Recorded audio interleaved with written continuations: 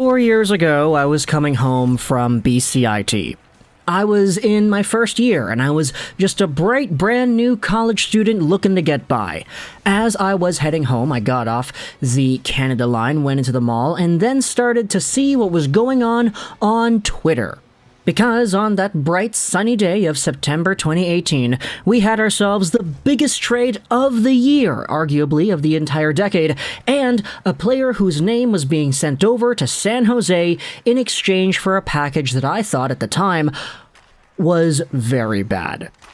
The video still exists on the YouTube channel. You can see Erik Karlsson, franchise defenseman, offensive superstar, one of the best defensemen the league had seen up to that point, pure talent-wise, was sent over from Ottawa to San Jose in a trade that a lot of people in the hockey world, myself included, laughed at.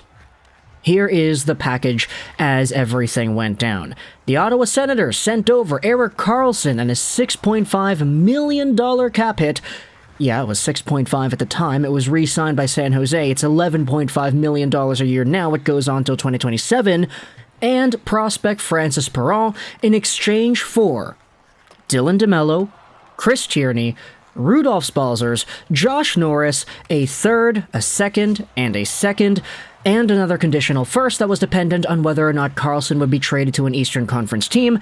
That did not happen, so the conditional first was not fulfilled. DeMello, Tierney, Balcers, Norris, a first, second, and a second was the return for Erik Karlsson and Perron. Now, a lot of people, myself included, did not really think that this return was all too sufficient. We just looked at Erik Karlsson and said, yeah, this guy is one of the most talented defensemen we have ever seen. He is so mobile, so offensively potent, he can walk the blue line like it's nobody's business. If it hadn't been for all the injuries he suffered to his legs, he likely would have had a much higher standing in the all-time greats list when you talk about players of the position. And so we said that the Senators got fleeced. But unfortunately, things are looking a lot more better for Ottawa 4 years down the line. And with Josh Norris just signing his extension a few days ago, I thought this would be an appropriate topic to bring up as our yearly, hey, let's revisit the Erik Karlsson trade type of video, and just laugh at how San Jose navigated through the whole process. Now, as we mentioned, Erik Karlsson was re-signed by San Jose to an $11.5 million AAV deal that was 8 years long. He is still in the midst of that deal, but is he an $11.5 million defenseman? I'm not too sure about that. In his 4 seasons with San Jose, he maxed out at 45 points in 53 games played in 2018-19. That was the first season he had with the squad. He had 16 points in 19 games in the playoffs. The Sharks got eliminated in the third round by the inevitable Stanley Cup finalist Vegas Golden Knights squad, but Erik Karlsson never really maxed out at a higher point total than that season with the Sharks. He had 40 points in 56 games the next year, 22 points in 52 games the year after that, so a really slow year, and then this recent season he had 35 points in 50 games. Even if you take a look at the best season he had, 45 and 53, let's do the math over 82 games played, 45 divided by 53 multiplied out by 82, he was on pace for 69 total points, which is really good. It's just not in the same territory as what he accomplished with the Ottawa Senators. 82 points in 82 games played, 74 points in 82 games played. He was an absolute monster for the Sens. Erik Karlsson is also 32 years old, so it's not really like you can project him to really getting any better as time goes on because, you know, as his age goes up there in value, his overall offensive abilities will probably decline in a similar rate. But then you go over to the other player the San Jose Sharks received, Francis Perron. Honestly, somewhat of a nothing player right now. He hasn't played since 2019-20 in the AHL. All the other seasons he had afterwards were in Sweden. So, for all intents and purposes, Francis Perron really isn't doing all too much, so we're just going to disregard him for the rest of this video. If you go over to the other assets that the Ottawa Senators acquired, sure, while Dylan DeMello, Chris Tierney, and Balcers might not actually have too much value, you have to take a look at all the younger guys that were received in that trade as well. Josh Norris, as we said, absolutely game-changing center. He's probably going to score 40 goals a few times in his career, and he's locked up at under $8 million for the next 8 seasons. I honestly didn't think he would be this good when the San Jose Sharks drafted this player back in the 2017 draft, 19th overall. Back in 2016-17, I mean, he was just an NTTP guy. He had a pretty good track record with the national team that year, but I didn't really think that he would actually explode in the way that he has, even after his NCAA years. Like, we had talked about this in a video just a few days ago, but NCAA Josh Norris was a good player, good goal scorer too, but I'm just so shocked to see how quickly those skills translated to the pro game. Now he is legitimately a #1 center candidate for a Senators team that boasts some pretty good players on it, and playing alongside of Alex DeBrincat is going to be very, very damaging to all opponents that stand in the Sens' way.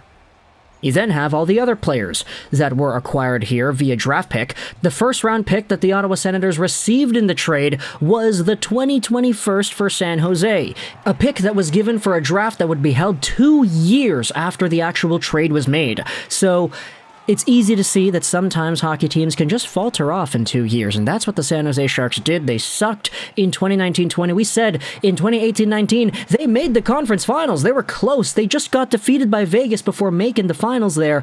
But the next season, they sucked, and so they finished 3rd overall in the draft.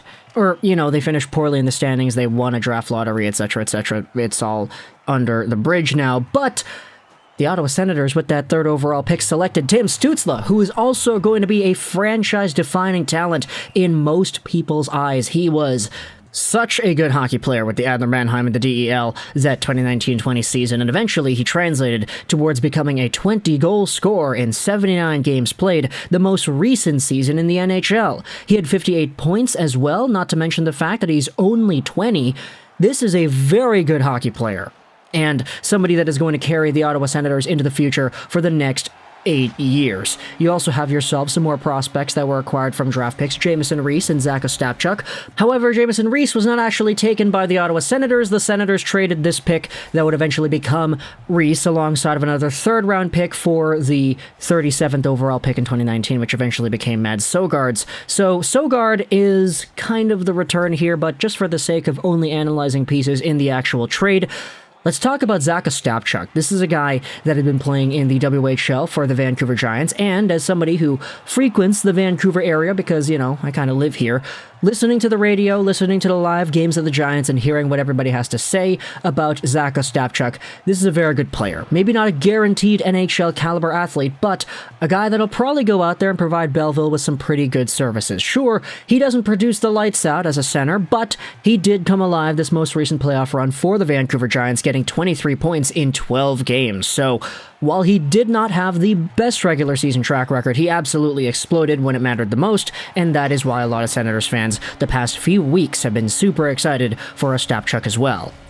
But even if you ignore all the other stuff, you ignore what Dylan DeMello did for the team, you ignore Chris Tierney and Balzers and the Jamieson Rees trade for Matt Sogaard, you just take a look at Norris and Stutzle by themselves, and you acknowledge that, okay, these guys are going to be here for a long time. Norris is signed to a very reasonable cap hit. Tim Stutzle, I mean, he's on his entry level, but he's probably going to be given a long-term deal as well.